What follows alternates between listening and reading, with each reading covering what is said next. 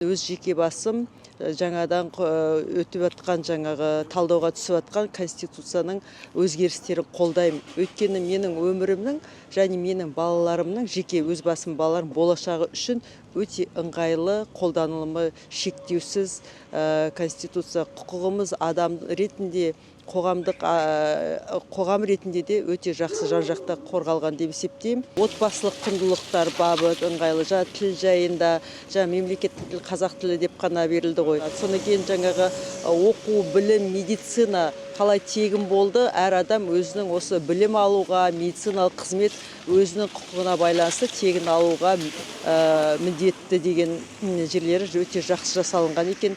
Және ең бірінші тағы да бір айтатын кетеді, жер байлықтары, жер, су, өсімдік, орман, жер байлықтары бүкіл халық иелігіне деген сол жақсы жасалынған жер, сол жерлері қатты ұнады маған.